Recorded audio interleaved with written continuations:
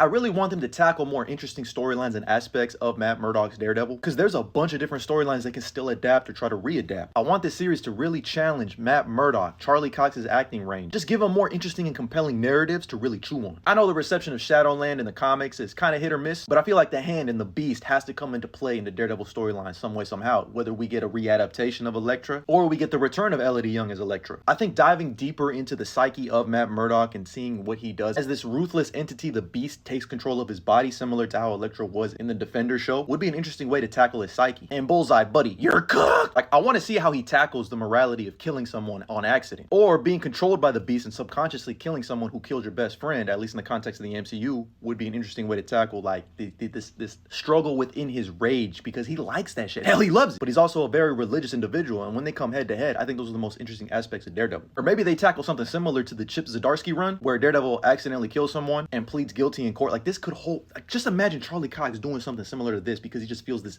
immense amount of guilt as a Catholic. I just feel like that's the logical next step with how many hints and teases we've gotten about it, especially with Punisher saying, you're one bad day away from being me. And with Matt in prison, we could potentially get the return of Elektra as Daredevil, while Matt sees just how corrupt the system really is from the inside, similar to how the Punisher was in the prison in season 2 of Daredevil on Netflix. This entire run is absolutely incredible, and he at one point he loses his memories, becomes amnesic, if that's a word. I don't even think that's a word. Fuck it, we gonna make it one because all words are made up. But that's when Elektra tries to restore his memories, but sees how content and happy he is with his life as being a priest. But again, he's always meant to be Daredevil, and the cycle repeats itself when he sees someone getting beat up in the alley and he's like, nah, I gotta do something about it. And obviously the ultimate end game would be him finally confronting the Beast by going to hell itself and becoming the Hand of God. Each step he takes burns the red costume off into this beautiful white one as we tackle into the more supernatural and religious elements of Daredevil. Like, could you imagine Daredevil actually seeing hell itself, heaven itself, tapping into a strength that would level him up to be able to go toe to toe with anyone in the MCU as the Hand of God? I mean, all the casuals exposed themselves when they said, I ain't never seen Daredevil move like this. Read some books.